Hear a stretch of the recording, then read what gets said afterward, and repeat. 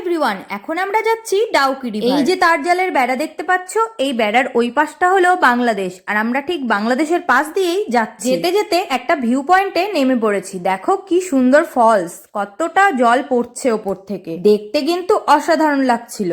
এবারে কিন্তু আমরা সোজা ডাউকি রিভারে পৌঁছে গেছি। এখানে টাকা দিয়ে বোর্ড বুক করতে হবে, সেই জন্য আমরা দাঁড়িয়ে রয়েছি। ডাউকি নদী বাংলাদেশের ওপর দিয়ে অর্ধেকটা গেছে, ওই যে দেখতে পাচ্ছ ওই পাশটা বাংলাদেশ, আর আমরা ইন্ডিয়াতে রয়েছি। এখানে যদি 45 মিনিট বোর্ডিং করো তাহলে 800 টাকা, আর যদি 1 ঘন্টা বোর্ডিং করো তাহলে 1000 টাকা।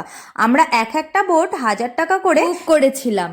ওখানে কিন্তু নেমে যাওয়ার পরে 15 মিনিট টাইম দেবে ঘোরার, সেই 15 মিনিট পরেই তোমাকে বোর্ডে উঠতে হবে, আর যদি 5 মিনিট দেরি করো তাহলে ফাইন করে দেবে। আমরা কিন্তু পৌঁছে গেছি, এই জায়গাটাই আমাদের নামিয়ে দেবে, তারপরে আমরা একটু ঘুরবো। দেখো আমরা আনন্দে নাচানাচি করতে শুরু করে দিয়েছি।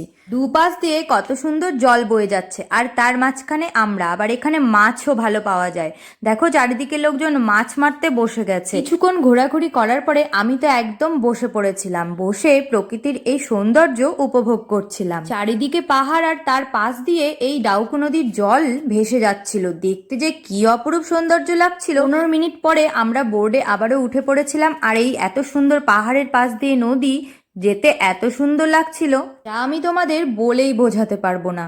ডাউকি নদীর জল ঘোলা হয়ে গেছে, কারণ আগের দিন রাত থেকে ভীষণ বৃষ্টি হয়েছিল, সেই জন্য। মানে স্বচ্ছ জল পেতে হলে নভেম্বর ডিসেম্বরের দিকে এলে ঠিক জলের নিচটা পরিষ্কার দেখতে পাওয়া যাবে। আজকের মিনি ব্লগটা এই পর্যন্তই, পরের মিনি ব্লগে আবারও দেখা হবে।